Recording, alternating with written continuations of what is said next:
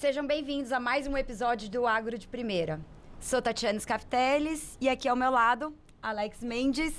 E hoje nós vamos receber aqui uma dupla da ProSoja MS, Tauan Almeida é gerente institucional do ProSoja MS. Obrigada por aceitar o nosso convite. Imagina, eu que agradeço. É um prazer estar aqui com vocês. A gente se sente muito feliz por poder falar mais da ProSoja, falar mais do agro sul-mato-grossense. Muito obrigado. E também está aqui o Gabriel Balta, que é coordenador técnico da entidade. Muito bem-vindo. Obrigado por aceitar o convite. Eu que agradeço pelo espaço. A gente está sempre aqui trazendo novos dados sobre a safra. É um prazer estar comunicando com vocês mais um pouco sobre essa safra nova que a gente vai ter aí. Exatamente, porque acabou o vazio sanitário, que é aquele período de 90 dias onde não se pode nem plantar, nem cultivar qualquer tipo de soja, justamente para evitar aquele fungo causador da ferrugem asiática, né? Isso. Exato. Terminou dia 15 e agora começa o plantio. Qual a estimativa para a safra? Bom, é uma safra bem desafiadora, né? A gente entende todo o cenário climático, a gente tem um início mais difícil do que de costume, né? A gente tem uma safra praticamente climática no seu início igual à safra passada. A gente está estimando aí na média dos últimos 5 anos, trazendo dados sobre o SIG-MS, que é executado pela ProSoja, é um projeto. A gente tem uma produtividade de 53 sacas por hectare, é um aumento em relação ao ano passado de 2%. Uma área estimada em 4,8 milhões de hectares, é um aumento de 5,9%. E a gente atingindo aí a produção de 15,2 milhões de toneladas. São 8,1% de aumento. Então, a gente tem aí essa perspectiva bem desafiadora devido ao clima inicial. A gente vai começar com uma safra com plantios mais atrasados na região norte e na região sul começando mais antecipadamente. O Gabriel mencionou, ele fala bastante os números, né, para o pessoal conseguir entender. Mas assim, basicamente, né, Gabriel, a gente sempre comenta que vai ter os períodos diferentes de plantio, né? O pessoal vai começar, às vezes, numa região começa de um jeito, começa de outro. Mas a gente não pode esquecer que, às vezes, o produtor ele depende do tempo, né? Da chuva para começar a plantar ali. Então, às vezes, vai demorar um pouquinho numa região a mais, porque chove mais numa região, chove menos da outra.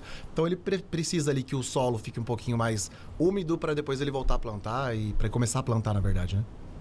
E o produtor, ele tá, assim, preparado para começar, assim, esse plantio de imediato agora, ou ainda tem algum gargalo que vocês veem aí que tá, ou é só o clima, ou tem algum outro gargalo que vocês acham aí que tá pegando? O grande ponto que a gente tem aí, entendendo todo esse comportamento, né, porque a safra começa muito antes, né, muito antes do zoneamento climático. A gente já inicia já com seus preparos já praticamente na segunda safra, trazendo a rotação de cultura, diminuindo questões de pragas. Então isso é o grande momento que o produtor já tem esse planejamento bem antecipado. Tecnologia tem, biotecnologias já estão bem avançadas, a gente tem todas essas cultivares já muito bem, amplamente assim, adaptadas ao nosso estado. Então a gente tem aí essa variabilidade de clima dentro do estado também. O grande ponto que a gente tem no estado é a questão das dívidas dos produtores. Então a gente vai ter uma safra muito mais cara, né, esse ano. Por quê? A gente pegar o custeio, né, a gente veio com custeio com taxa de juros muito maior do que previsto, de 10% a 14% a taxa de juros. No passado era muito mais abaixo essa taxa, não chegava a 10%. E aí o dinheiro que a gente tem, praticamente os 24%, ele está ali dedicado que vem uma subvenção do governo, que é o dinheiro do governo, para diminuir essa taxa de juros. São 24% dentro do custo, dentro do plano safra, são em torno de 113 bilhões de reais. E o restante está com os bancos privados. Então isso daí pode ser a livre negociação. Então é aí que a gente tem mais garantias, a gente tem mais dificuldade de acessar esse recurso. Então o produtor ele já está pensando muito bem nisso, né? E o que a gente analisa nesse contexto, que o produtor vai mudar a sua metodologia durante a safra. Ele vai diminuir seu investimento em uma fertilidade mais adequada, ele vai estar diminuindo esse gasto.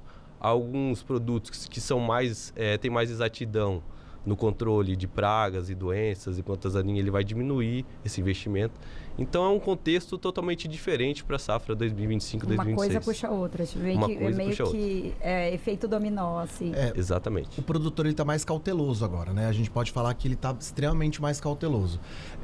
A gente esteve rodando essa semana, agora no interior ali, a gente passou por Carapó, por Amambai, e aí ali está finalizando a colheita do milho ainda, né? E a gente conversou com alguns produtores, com alguns gerentes, como que seria o plantio da safra de soja, né? Como que eles estavam tendo essa perspectiva. Muitos produtores estão animados, acreditando pela questão do milho, né? Como foi bom, e eles estão acreditando. Exatamente, estão acreditando. Batendo recorde, né? Isso. Então eles estão acreditando que vai dar certo. Mas ainda muitos com receio, com preocupações, porque querendo ou não, viemos, né, de safras que não foram tão alegres para o produtor. Então eles ficam mais receosos, assim. A gente não tem visto tantas pessoas abrindo área, né, por exemplo. O estado do Mato Grosso do Sul, ele costuma sempre abrir área. A gente tem essa abertura de área. A gente pegar o histórico dos últimos 16 anos de projeto SIGMS, que faz esse mapeamento da cultura de soja no estado, ele sempre veio com uma evolução boa. A taxa geométrica é 6,4% de aumento de área. Ao ano? Ao ano. Né? A gente pegar 16 anos, são 16 anos de aumento aí que a gente tem praticamente. Então, a gente analisando esse cenário, o estado do Mato Grosso do Sul, ele tende a diminuir essa progressão geométrica. É até o que a gente colocou na estimativa aí de 5,9%. É um pouquinho Mas isso deve-se só a essa preocupação com a soja, com recursos, ou também porque está tendo uma variação muito grande de produções aqui em Mato Grosso do Sul, com novas culturas entrando? Então, a grande preocupação é a questão climática, é a principal. É o que pega todo o investimento do produtor. Pode fazer a melhor fertilidade, pode investir na melhor biotecnologia da campo, que são os cultivares. Não tem um investimento que pague se o clima não colaborar, mesmo se você tiver irrigação. Irrigação, até a gente fala, né, tem áreas aí que tem irrigação e teve um momento de estiagem nas safras passadas. Os 3 últimos anos foram muito desafiadores. Exatamente. Né? E você analisando, não pagou o custo da irrigação. Sim. Então a energia é muito cara. Então, eles ainda estão pagando as contas passadas. Exatamente. E essa inadimplência, a gente sabe que é um problema bem... assim, não está só dentro da soja, e está em outros nichos, em outras áreas também dentro do agronegócio. O que a ProSoja tem feito aí, lutado por negociação, para facilitar a vida do produtor? Porque a gente sabe que é desafiador. Eu sei, sou produtora ali. O que eu estava contando para vocês antes, eu arrendo fazenda para soja. E, assim, está sendo um desafio também para esse pessoal. A gente tem que ter jogo de cintura para levar ali e para a gente acreditar que vai dar certo e que eles vão realmente cumprir o que foi negociado em contrato, Sim. né? Então, porque assim, a gente sabe que eles não querem dever. Mas acontece, porque foram muito desafiadores os últimos anos. O que a ProSoja tem feito? A gente está atuando na PL 5.122/2023. É uma PL que traz aí negociação para quem está endividado durante esses períodos aí que teve dos últimos 5 anos. Sim. A ProSoja, ela foi uma das entidades que estava apoiadora dessa PL. Nós estivemos na audiência pública antes de ser aprovada essa PL. Nós estávamos lá para poder falar como está o nosso estado, né? A nossa área técnica que fez a parte técnica, né, Gabriel? Que passou isso para que eles entendessem como que estava o nosso Mato Grosso do Sul, algumas regiões. Então, nós estamos em prol do produtor em Brasília também. Então, nós estávamos lá para poder aprovar. Passou, né, para a Câmara dos Deputados, agora está no Senado. Então, nós estamos aguardando para que em si o produtor consiga ter um respiro com essa parte da securitização. São algumas prerrogativas, se você quiser mencionar algumas prerrogativas que são interessantes para a gente se atentar, mas ainda não temos aprovação dela. Então, às vezes a gente não quer falar muito sobre para não alimentar algo que pode ser que não aconteça, mas a gente está tentando o máximo. Porque não depende de vocês, Exatamente. Né? Depende da aprovação. Nós fizemos o estudo técnico para apoiar, por exemplo, os deputados que estavam lá, os senadores. Sim. Nós fizemos o fomento dessas reuniões juntamente com os deputados, tanto do nosso estado quanto de outros estados que estão com o mesmo problema, por exemplo, Rio Grande do Sul, que também teve alguns problemas lá, teve alguns, Sim. não, né? Vários. Muito maior. O governo federal recentemente até lançou a gente pode chamar de pacote, né? Uma verba grande para pequenos e médios agricultores, justamente pela enchente do Rio Grande do Sul, mas Sim. pegando todos os outros, né? Vocês acham que isso pode ajudar de alguma forma ou é muito pouco ainda, Olha, pela dimensão que estamos na dívida? Na verdade, essa linha que saiu foi até agora. Sim. Isso daí foi sancionado pelo presidente, vai ainda para regulamentação dentro dos bancos, para entender como que vai ser feita essa distribuição de dinheiro. Mas ela tenta ajudar. A gente fala assim, ela é quase parecida com a securitização. É quando o Mas governo... ainda não é o ideal. né? Ainda não é o ideal. O governo assume parte de suas dívidas e você consegue pagar com prazos mais longos, né? A gente tem taxa de juros menores. Você tem ideia? Ele foi provocado porque o nosso estado está com inadimplência de 6,5%. E quando a gente soma as renegociações e mais prorrogações, vai para 17,6%. Então é muito alto. Quando a gente pega a média, diz que a média brasileira é de 3%. Quando está tudo ok, está tudo certo. Então a gente está muito acima, está o dobro praticamente. E aí a gente analisando, ele trouxe uma proposta diferente para taxa de juros. Para Pronamp, se eu não me engano, Pronaf é de 3,5%, Pronamp 5,5% e para outras linhas 7,5% de taxa de juros. O que veio? Ele elegeu, né? A proposta era para pegar o Fundo Social do Pré-Sal, que eram em torno de 30 bilhões de reais. No entanto, foi negociado desse fundo social e não vai ser esse valor total. Se eu não me engano, acho que foi negociado o valor de 20 bilhões Esse ou da 12 PL. bilhões. Eu acho que 12, se eu não me engano. 12 bilhões. da PL. Então, e aí tem critérios para elegibilidade do produtor. Esses critérios são o quê? A gente tem aí inadimplência de 10%. Então, produtores, municípios que têm inadimplência superior a 10%, ele está enquadrado. Produtores que tiveram perda de 20% nas últimas 2 safras e entra dentro do período do PAN, né? Entra dentro do reconhecimento do PAN, que é do IBGE. E também tinha outro propósito lá, que era uma que você excluía todas elas e assumia essa proposta, que era o que a gente trabalhou muito, que a gente tentou enquadrar, que era perdas acima de 30% em 2 safras. Com comprovações, né? Como comprovação. E esse grande ponto, né, também teve outro, que era o reconhecimento dos decretos de estiagem, tanto estadual como federal, sendo reconhecido também. Mas esse critério dos 30% de perda nas últimas 2 safras, a gente fez uma análise dentro da ProSoja, a única entidade que conseguiu fazer essa análise de quais municípios que estão incluídos dentro disso daí, dentro desse pacote, porque as outras, a ProSoja MS a gente fala que é diferenciado, porque a gente faz uma pesquisa a campo. A gente traz o dado de produtividade dos municípios e dos produtores para incrementar essa produtividade. Então, o nosso trabalho é diferenciado nesse sentido e consegue trazer dados muito mais robustos para tomar decisão e ser muito mais assertivo para procurar esse crédito, para ver quem que tem a chance de receber essa... Quem é elegível já para receber. Já. E a gente conseguiu analisar que tem 64 municípios no estado do Mato Grosso do Sul que são elegíveis. Nossa, de 79 municípios, 64. É muito, A gente tem muita gente. A gente tem o caso de Deodápolis, ele tem, de 2020 a 2025, ele teve 5 safras afetadas com perdas acima de 30%. E olha, se a gente for pensar 30%, é muita coisa dentro de uma produção de 100%. Gente, é muita coisa. É muita coisa. Porque fora essa perda de 30% por clima, você ainda tem um desvio ali, aí você tem um desvio padrão, você ainda perde mais um pouquinho, né? Então não é só os 30%. Não. 30% que é elegível, né? Mas e o resto? Fora o que você está perdendo e o que está aumentando, né? Tudo tem ficado mais caro, então você também está perdendo nisso. Então, para o produtor, a gente brinca assim de uma forma...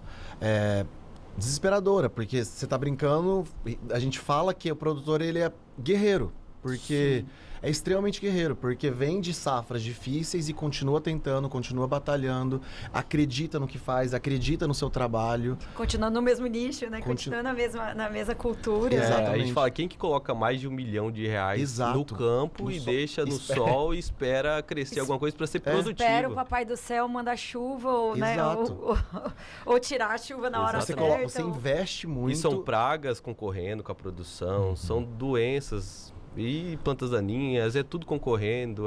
Hoje, o grande tempo que a gente tem aí de pragas, o javali é um grande problema no nosso estado. Principalmente não só na área de soja, mas sim a gente está olhando que as áreas remanescentes no entorno da produção de soja, é onde que o porco fica, então ele acaba se reproduzindo ali e volta para comer na soja, ele volta para a área remanescente. Então tem nascentes sendo destruídas, então é um animal que está aí, que é invasor, que é um grande problema no nosso estado. E a gente está procurando trazer cada vez mais informações. Tentou-se fazer algo para tentar controlar essa população de javalis? Olha, a gente tem caçadores no estado do Mato Grosso do Sul que são habilitados para isso, tem todo esse aparato, mas é uma preocupação porque não tem nada subsidiando a quem faz esse controle. Não tem nada. Ele vai ter... É um hobby praticamente hoje em dia. Caçar javali. Caçar javali, no entanto, é algo extremamente preocupante. Até porque você não caça javali com não. Né, com um revólver qualquer. Né? Você tem que ter, né? Exatamente. E ele reproduz muito fácil, né? Ele reproduz muito fácil, acho que é 2 ou 3 vezes, não lembro. Eu falo assim, a gente tem 144 dias, é igual um porco normal de casa, 144 dias já tem uma nova ninhada. Só que cada ninhada é 10, 11, 12, 15, isso. Né? Exato, e o tempo inteiro. Então, a gente tem conversado, chegam algumas demandas pra gente, né, Gabriel? Pra gente conseguir tentar mediar essa questão com o governo do estado, mas é muito complicado, porque como que você vai conseguir tirar de um ambiente só, de uma região só? Você não consegue, a proliferação é muito grande. Até porque ele já veio, né? Ele veio do sul, ele veio subindo e ele vem vindo, né? E aí você para pensar, o problema para o produtor, a dificuldade que ele tem não é só climática. São N dificuldades, né? A gente começou a falar sobre a parte climática, mas aí vai a questão financeira, aí vai a questão também que acontece das pragas, acontece aí do javali, são N problemas e o produtor guerreiro continua, dia após dia, tentando fazer o melhor. Hoje o javali é uma praga. Exato. E vocês acham que ainda tem potencial para crescer essa produção dentro do estado, voltar a crescer essa produção dentro do estado, abrir novas áreas? Sim.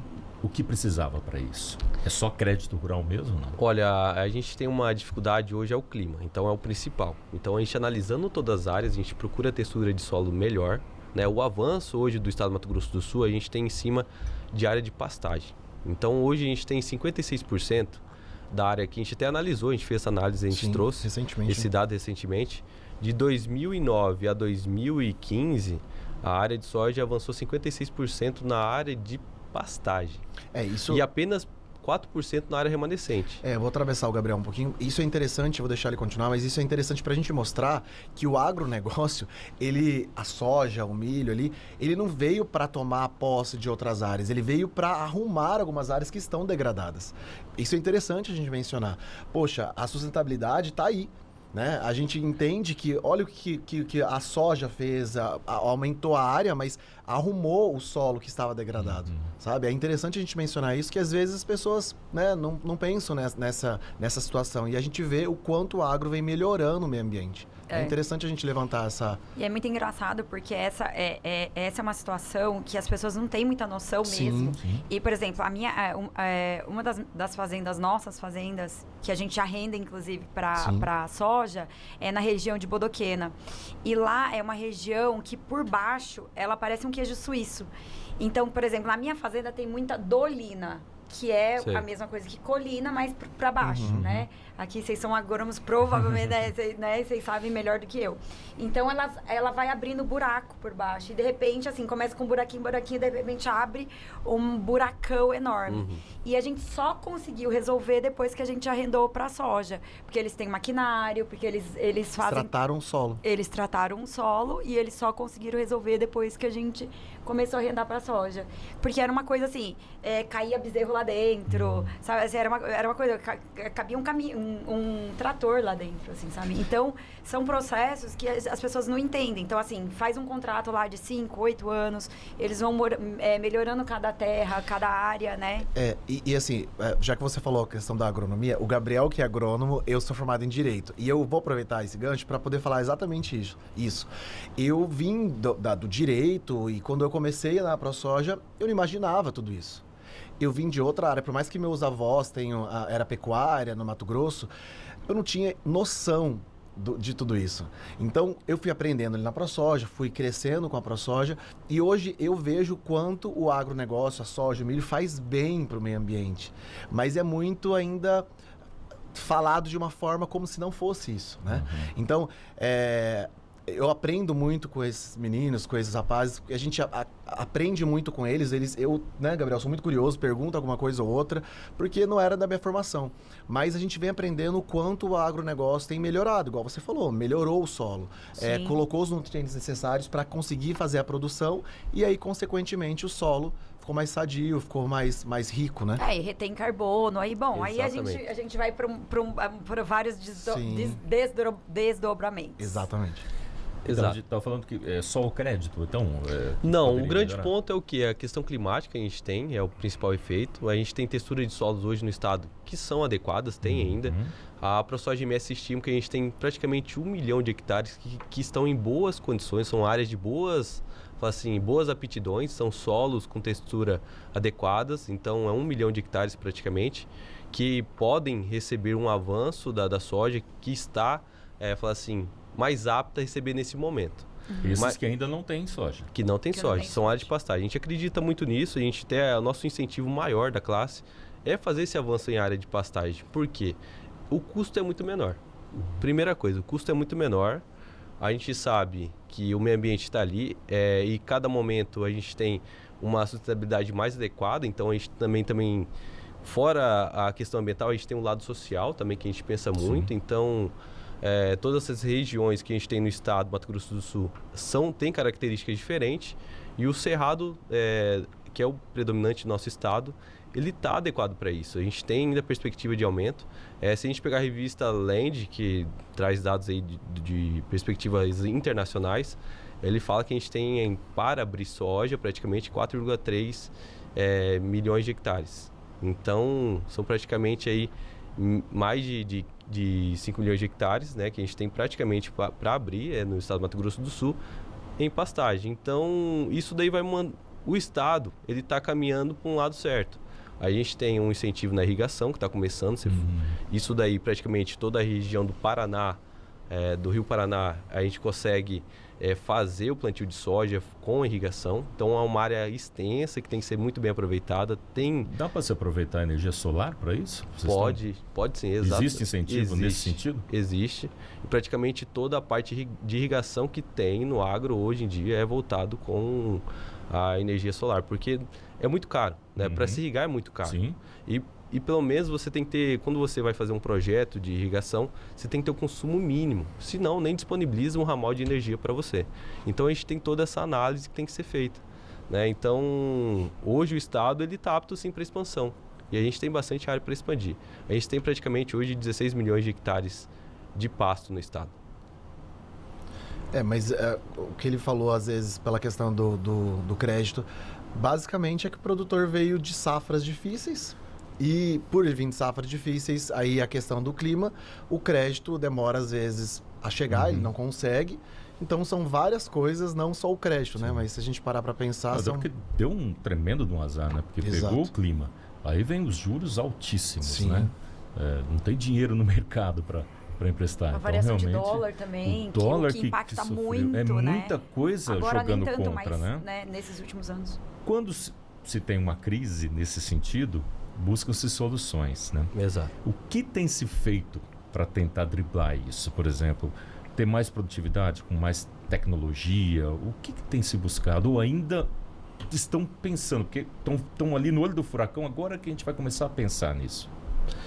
Olha, não, a gente tem uma análise aí que já vem, tipo assim, a soja ela não para em qualquer momento. As biotecnologias que tem hoje implementadas no Brasil são as melhores, são o que tem de alto padrão. Então, a gente já está até com um novo rumo da nova era que vai vir da soja, a partir de biotecnologia, quando você faz edição de uma planta, e isso daí você consegue editar as características climáticas, que é o que? Ela precisa de menos fertilizante, ela precisa de menor precipitações. Então tem toda essa diferenciação que tem de biotecnologia já rodando dentro da cadeia da soja. E cada vez mais a gente está fortalecendo isso. O que a gente tem feito no estado para trazer uma adaptação do produtor ao clima? As fundações que a gente tem de pesquisa, Fundação Chapadão, Fundação MS, elas já fazem campos experimentais trazendo o que tem de inovação no campo. Então ela traz manejos, tecnologias, janelas de plantio mais adequadas. O grande ponto que a gente tem hoje em dia é você começar a plantar em períodos espaçados para que não ocorra sempre a estiagem em um período exato e pega toda a sua produção. Então tem todo esse ponto de escalonamento, né? Tem um arranjo muito, muito grande de tecnologia atrás da soja. Então isso daí a gente está bem, assim, a gente tem uma garantia muito boa.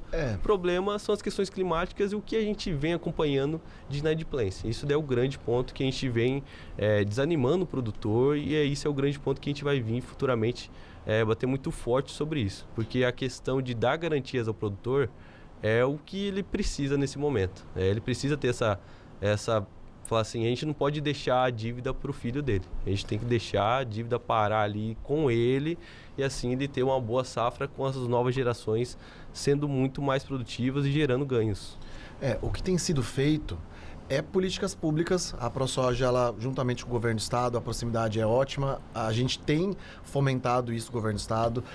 Eles têm também pensado, juntamente com as fundações, as áreas mesmo ali, a Semadesc, pensado em como fomentar isso de uma forma mais eficaz para o produtor. Porém, ainda, sim, como o Gabriel mencionou, o tempo é a questão da dificuldade.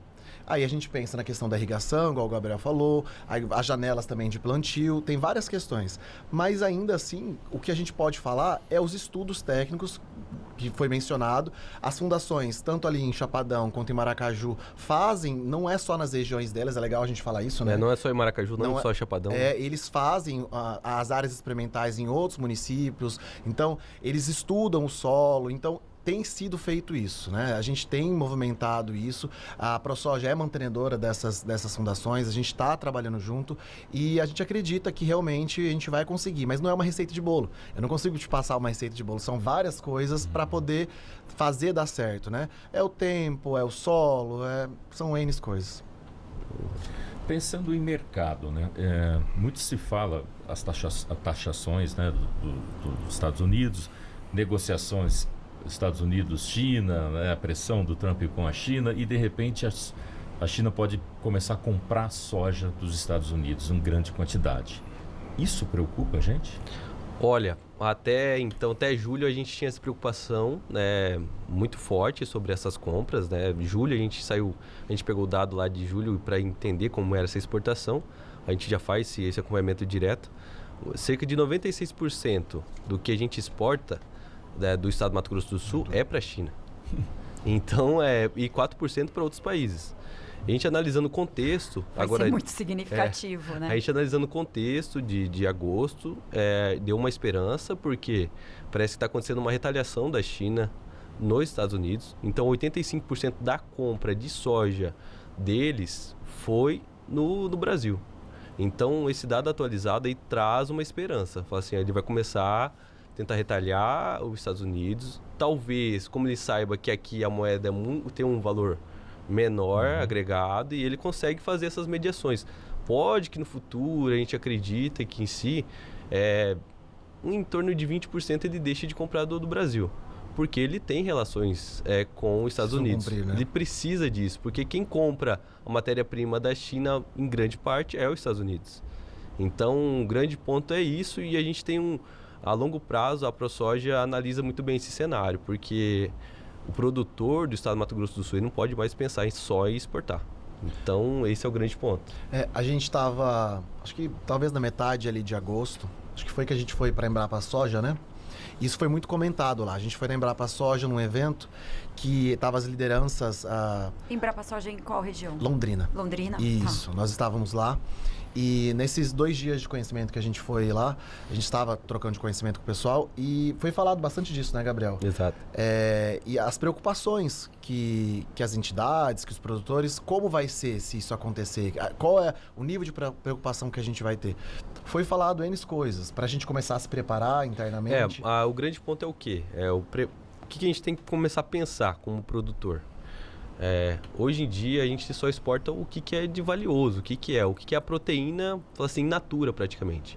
A gente tem que começar a exportar o subproduto. Então a gente vai vender o porco, a ave, vamos falar assim, o peixe, vamos mandar rações de vez de... agora a gente tem também um óleo. Já pensar em um subproduto Outras já possibilidades. Outra possibilidade. A gente tem aqui o que está acontecendo no nosso estado do Mato Grosso do Sul, que a gente analisa, que está sendo muito bem coerente e é o que a gente quer mesmo. O milho, o caso do milho. A gente tem etanol de milho no nosso estado. Hoje ele consome 4 milhões de toneladas. Praticamente 6 milhões de toneladas está ficando no estado. E apenas, fala assim, 3 milhões está indo para outros estados e para outros países. Então, grande parte da nossa produção, 67%, está ficando aqui. Que é ótimo isso. Que é ótimo. Então, e logística é mais barato, tudo acaba ficando mais barato por ser perto, né? Por ser próximo. Exatamente. Então, esse é o grande pensamento, é começar a industrializar o país, né? O país, o estado, isso é a grande força. A gente vende in natura, né? A gente vende in natura. Por exemplo, na soja, o que vocês brigam, o que vocês levantam de que seria necessário para aproveitar essa matéria-prima aqui? Olha, hoje o que a gente tem aqui é o esmagamento, é o grande ponto, né? A gente vai virar óleo, a gente vai virar o do esmagamento, sai vários chega pontos. A ser um gargalo. É um gargalo, né? A gente já tem essas plantas, tem planta em Dourados, agora vai abrir uma nova em Naviraí, de esmagamento. É uma grande importância que a gente faça isso. O grande ponto que a gente tem aqui, poucas indústrias de ração, né? A gente manda muito produto para o Paraná, praticamente Santa Catarina, onde vai engordar a parte de granja deles, fazer ração e vai para a parte granjeira. Esse é o grande ponto. A gente tem que procurar trazer isso mais para o nosso mercado, ser uma realidade. E isso gera emprego, gente. A questão social muda totalmente do nosso estado. E aí, isso que a gente tem analisado, o quê? Questão cultural. Se você pegar o pessoal de Santa Catarina, Paraná, são pessoas que vieram lá da Alemanha, são pessoas que têm uma tradição de mexer com pecuária de leite, com a parte granjeira. Então, esse é o grande ponto. A gente tem que trazer isso para o sul mato-grossense também. A gente tem que aproveitar isso, porque é o quê? Vai trazer emprego, vai trazer muita geração de renda e a gente vai começar a mudar esse modal que a gente tem. De parar de ser in natura e ficar aqui a nossa produção e sair subproduto. Logística. E você acha que logística e armazenamento também são dois gargalos? Com certeza. Com certeza. A gente está analisando os dados que a gente tem de armazenagem. Hoje o estado do Mato Grosso do Sul consegue armazenar 16 milhões de toneladas. E quando a gente analisa isso daí, ele fica muito abaixo do que a gente tem de produção anual. A gente tem de produção anual praticamente em torno de 23 milhões de toneladas. Nossa, é muito. Então, a defasagem é muito grande. É muito grande. A ProSoja, recentemente, a gente fez um estudo, né? A gente fez um estudo sobre os armazéns no estado. Eu acho interessante a gente mencionar nisso no SIGA. O SIGA MS, que é um projeto executado pela ProSoja MS, juntamente com o governo do estado, ali, Semadesc, Fundemes. A gente, no novo SIGA, no novo projeto que está entrando, a gente vai ter uma pessoa, né, Gabriel? Somente para isso, para a questão de armazenagem. O estudo que foi feito foi analisado quais os pontos dos armazéns que a gente tem no nosso estado, o que ele está atendendo, o que ele não está atendendo. Então, foi feita uma análise bem ampla do nosso estado e vendo onde estão os municípios e aonde precisa entrar ainda armazém para que suporte tudo isso que a gente precisa, né? E aí, quando a gente fala sobre armazéns, a gente já volta a falar também a questão da soja in natura, por exemplo, do grão in natura. Então, como que ele vai guardar para poder ter o mercado depois, analisar depois, sendo que ele não tem... Se tivesse uma fábrica, se tivesse mais esmagadoras... Tinha que ser toda a cadeia. Você elimina um pouco dessa necessidade do armazenamento, correto? Porque... Também. Porque o armazenamento ele é necessário porque... além de você... de mercado, além de você ter uma previsibilidade, de você conseguir estocar esse produto e vender no melhor período... achar preços atrativos, né? Você consegue negociar. É um jeito de você negociar melhor.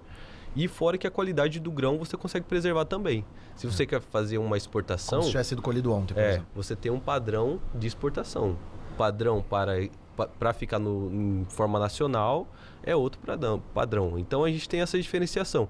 Então, o armazém ele é necessário. É um meio necessário porque o produtor consegue agregar valor sobre a sua produção. Porque, por exemplo...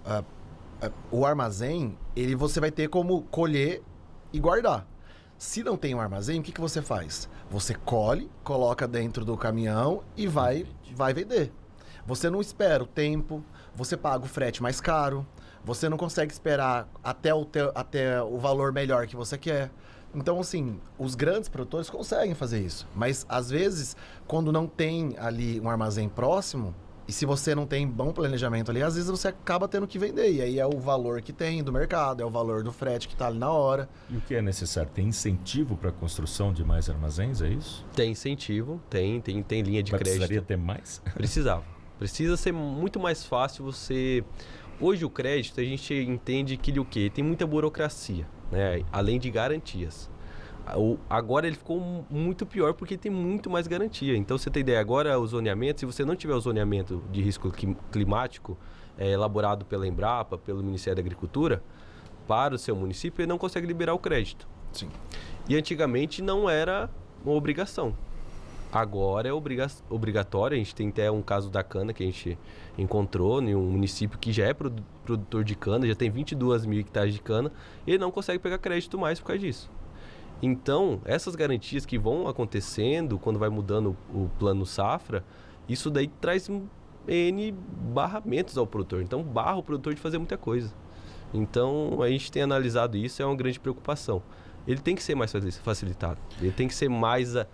fala assim, ter mais consulta ao público é uma coisa que falta. Para ser de acordo, né, do que realmente precisa, do que realmente está sendo feito. Porque muitas vezes não chega lá na ponta, vamos dizer assim, não chega de fato lá na ponta, né? Porque é feito pelo pessoal lá em Brasília, eles não sabem o que estão acontecendo aqui, não sabem quais são as necessidades reais e acaba que não acaba chegando lá na ponta. Sim, o governo do estado tem fomentado isso também. Ali na Semadesc, a nossa proximidade é maior, né? Nos projetos que a gente tem, em como a gente executa, tem movimentado tudo isso. Mas vale a pena a gente lembrar que muitas vezes grupos, né, que vão montando os armazéns e tudo mais, vamos lembrar que as safras têm sido difíceis também. Não dá pra gente falar só que é falta ali, de que precisa melhorar ou só a burocracia. Vamos lembrar que o investimento é alto. O produtor São acaba... milhões, quantos milhões para fazer um armazém? Um armazém acima de R$1 milhão. E assim, a gente teve diretor agora, recentemente, né, que teve armazém e tudo mais, e contando pra gente várias dificuldades que tem, né? As dificuldades que tem ali para você conseguir montar um armazém e tudo mais, o investimento que é alto, você fazer investimento de safras que foram difíceis é mais complicado. Então, são vários cenários difíceis que a gente não consegue mensurar, né? Porque só o produtor para saber a pele, a dificuldade que ele tá tendo ali. Então, aí tem a dificuldade que a gente não conseguir fazer o armazém próximo, ele tenha... Então, mas também são questões financeiras, então várias coisas que vão atingindo ali para que ele não consiga fazer. O que a gente fala, né? Em anos ruins de produção, muito menos se pensa em investimento. Sim. Cada vez segura mais, segura né? mais, porque, vou ter que tirar do meu bolso para fazer algo que é totalmente diferente do meu ramo, fora que um armazém precisa de pessoas capacitadas para saber como secar o grão, saber como tirar impurezas, fazer toda a parte ali que é extremamente complicada e detalhes que, se você não olhar muito bem no recebimento do grão, você pode perder tudo. Hoje é tudo tecnológico, né? Precisa de mão de obra especializada, o que não está sendo o caso, né? Isso. É muitas questões. Assim, igual eu mencionei, a gente estava rodando com a equipe técnica de campo, vendo algumas questões com eles, e a gente parou, inclusive, em um armazém. E aí o produtor estava mencionando que estava carregando o caminhão, foi fazer a amostra, viu a análise dos grãos, grão batido, grão quebrado. Mas, poxa, tava tudo certinho aqui. Então, ou seja, uma regulagem que foi feita errada, alguma coisinha que a pessoa tem que saber fazer muito bem, deu ruim. Então, assim, o investimento, a mão de obra que tem que estar muito bem qualificada, porque são várias questões. Porque senão, imagina, perder um caminhão inteiro porque deu um probleminha na hora de cair o grão. Tem uma questão que eu sempre presto atenção quando eu estou de carro aqui em Mato Grosso do Sul, na estrada, é muito comum você encontrar um caminhão de soja, né? Sim. E você vai atrás, você só vai escutando pec. Vai caindo, vai caindo. No capô do seu carro, né? Moedinhas. Por que cai tanta soja assim? Cara, isso daí vai em vários pontos. Você acredita até um estudo pela Unesp levantando a perda nas rodovias. Sim. É 1,9% de perda que tem de um caminhão, praticamente. Aí você imagina que uma fazenda vão ter quantos caminhões? Então, né? Eu fico imaginando isso, porque a estrada inteira caindo de grão em grão, isso vai encher de alguma forma, né? Exatamente. A questão da perda tá, tipo assim, Já a é gente feito esse fala cálculo, assim, né? é algo que o produtor está acostumado. Porque, você tem ideia, quando você vai entregar seu grão, ele desconta, a primeira coisa, é impurezas. Então, já tem 1% de impureza, já é descontado. Já é descontada a umidade. Então, tem a umidade que é padrão, que é 14. Ele vai descontar essa umidade. Tem o desconto pela quebra, que essa umidade gera de peso nesse grão. Então, é a quebra que ele vai gastar para secar. Sim. E aí, Se fora tiver o acima, padronização, o que ele vai padronizar? Ah, tem grão picado, tem grão xoxo, se ele tá fora de padrão. Tem muita coisa. Então, e se é para exportação, pior ainda. Aí já entra as pragas quarentenárias que a gente tem que, não pode ter de forma alguma nessa carga. Então, é uma análise minuciosa. Eu sou classificador oficial pelo MAPA, então a gente faz toda essa parte de análise. A ProSoja também tem um projeto que é o Produtividade, que ele faz essa classificação de grãos de graça para o produtor. Para tirar essa... A gente fala assim, a gente entra mais no período que fala assim, entre a disputa de carga, entre armazém e produtor, a ProSoja é acionada para fazer esse trabalho. Então a gente está sempre muito aberto para receber essas demandas. E é de forma gratuita, a gente atende o estado inteiro. Entre o produtor carregar num caminhão fechado ou você manter uma distância, teu carro mantém uma distância do caminhão, né? É isso que tem que fazer. Mas, por exemplo... Não tem o que fazer, é algo tipo assim, é inevitável. Mas a gente sabe que existem produtores que são muito caxias com isso, né? Exatamente. Que não aceitam de jeito nenhum. Então, A perda. De jeito nenhum. Então, por exemplo, você vai... a gente conhece muitos diretores, muitos produtores que não aceitam isso. Que vai verificar exatamente o caminhão como que tá para poder não acontecer isso. Mas pode acontecer. Mas como evitar? Aí é o caminhão não ter nenhum tipo de furo. É impossível, isso. praticamente é impossível. Ele já sai já perdendo. Você tem ideia, até no processo, quando a gente vai fazer a colheita, né, que é a mecanizada, ela já tem uma perda específica já. Então, uma regulagem, a gente tem ideia, nossos técnicos fazem esse levantamento também, quando vai fazer a amostragem de produtividade. Ele perde ali cerca, uma máquina mal regulada, perde 3 sacas, pode chegar a 6 sacas, a 8 sacas por hectare. Poxa. Nossa. Se não estiver bem regulado. Se não estiver bem regulado. Caramba. Então, o normal é perder uma uma saca. um técnico ali que trabalhe. Isso. E assim, certamente, eu acho que é legal a gente mencionar, o Gabriel mencionou sobre o projeto Produtividade, circuito que a gente tem. Tem esses produtos, análise de grãos, de fertilizante, que a gente faz em prol do produtor, mas essa produtividade amostral também é bem interessante a gente explicar. É feito tudo isso também. O produtor, ele tem também, além de ele ver na máquina, né, como que está sendo ali a produtividade, ele também vê na produtividade amostral que nossos técnicos que vão a campo fazem essa análise, verificam, né? Eu mencionei algumas vezes para vocês sobre os técnicos de campo, mas nós temos técnicos de campo divididos em 8 regiões aqui no estado. Então, eles estão ali rodando, fazendo as entrevistas, fazendo as amostragens.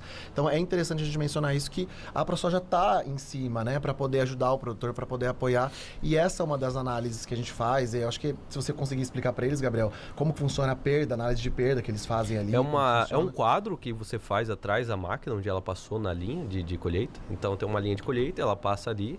O nosso técnico vai, mede essa área. São uma área, acho que, se não me engano, de 5 metros quadrados. 5 metros quadrados. E aí ele cata todos os grãos que tem ali e faz a pesagem. Todos. E também tem um copo, que foi realizado pela Embrapa, Soja. que você consegue ver certinho, quando você coloca esses grãos dentro desse copo, o que está dando de perda. Então, é um grande ponto para o produtor. Muitas vezes o produtor para na hora de colher, regula e volta, gerente faz isso, e é algo... Para não ter um problema maior lá na frente. Exatamente. E isso daí também é uma questão que a gente tem o que? A soja tiguera, o milho tiguera, que é uma praga também. Então, se ela estiver no cultivo da soja, o milho, ele é uma praga, ele é considerado uma praga. Se a soja estiver no cultivo do milho, é uma praga também. Então, é um grande ponto que a gente tem. Né? Ocupa espaço, compete pelo mesmo nutriente, né? Então, é o grande ponto que a gente tem de fazer essa regulagem muito bem feita para que a gente não tenha problema na próxima safra. Acho que para encerrar, seria legal que vocês dessem um recado, né? Um incentivo para o produtor. Que realmente a conversa foi muito franca, isso é muito importante, é isso que a gente quer. O que o produtor deve fazer para essa safra? Olha, eu vou deixar a parte técnica pro Gabriel e vou falar pro produtor que a ProSoja, ela tá para apoio de vocês. O que vocês precisarem, a parte técnica da ProSoja é muito bem consolidada, né, Gabriel? A gente sabe que nós somos referências nível Brasil e nível mundo mesmo. A gente tem o uso e ocupação do solo, que a gente faz uma análise do solo, das culturas do Mato Grosso do Sul. A ProSoja, ela está para o que o produtor precisar. Apoio não somente no Mato Grosso do Sul, mas também apoio em Brasília. Nós estamos em Brasília, verificando os incentivos, verificando as leis, os projetos. Nós estamos em prol do produtor, não somente na área técnica. Então, assim, se eu falar sobre a safra, a gente sabe que o produtor é um guerreiro, que ele batalha, que ele está fazendo tudo certinho, que ele já está planejando, rodando, a gente vê que ele já está com os insumos, que já está com tudo planejado. Falar força produtor e dizer que a gente está aqui para o que precisar. A gente entende a dor dele, a gente entende que é difícil, mas a gente acredita que o produtor é capaz de fazer isso porque ele é tecnificado, ele tem estudo, ele faz estudo de caso ali, então a gente literalmente é para falar. Você consegue, a gente tem o apoio da ProSoja, o que vocês precisarem, a gente está à disposição.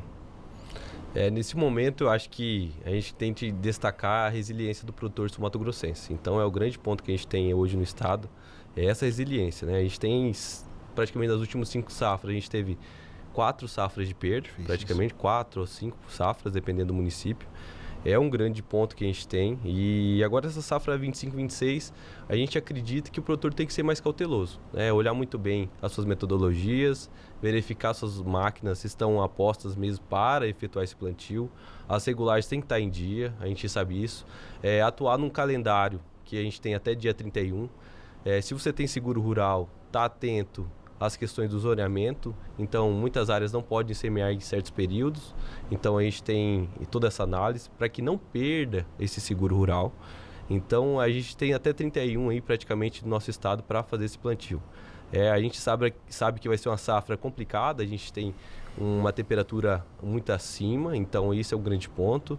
Então, comece com o pé no chão, fala assim, a gente começa recebendo, né? Praticamente no mínimo 20 milímetros de chuva para iniciar esse plantio, e áreas grandes tem que ser escalonada. Então, para que não tenha perda futuras e que deixe bem um grande ponto que eu quero deixar, que a ProSoja está aqui para sempre fortalecer a classe.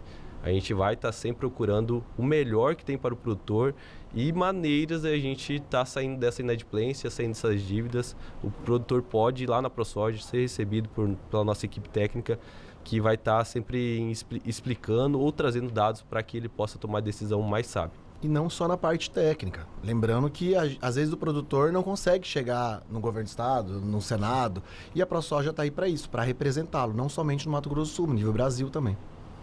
Ai, olha, eu fico feliz em escutar isso, porque realmente, assim, parece que é um quentinho no coração, é um acalento pro coração, pra gente que é produtor.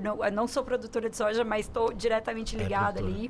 E, né, querendo ou não, então, eu acho que dá um alívio a gente ouvir isso, e eu espero que os produtores utilizem mesmo a ProSoja MS. Muito obrigado, Tauan, muito obrigada, Gabriel, por terem vindo aqui, ter falado sobre uma área que a gente sabe que é muito forte dentro do Mato Grosso do Sul, a gente sabe que é necessária, é uma potência, tem como crescer, e eu acho que a gente tem que acreditar mesmo na resiliência do produtor. Exato. Né? Então é isso, muito obrigada, gente. Fique conosco, deixa o seu like, divulgue, manda pro coleguinha, vamos lá, quanto mais gente vê, nos ajudem a divulgar todas essas informações que a gente sabe que são imprescindíveis, são legais e são, assim, de muita importância para os outros saber que o nosso agro é uma potência no Mato Grosso do Sul, e a gente tem muito o que fazer ainda, e tem muita coisa boa que a gente também vai trazer aqui, né, Alex? Com certeza, muito boa sorte ao produtor de soja nessa safra que começa agora, e as notícias diárias do agronegócio você acompanha no Primeira Página, na nossa editoria de agro, e toda semana vídeo novo aqui no podcast. Obrigado a vocês. Eu que Obrigado, pessoal. Obrigado.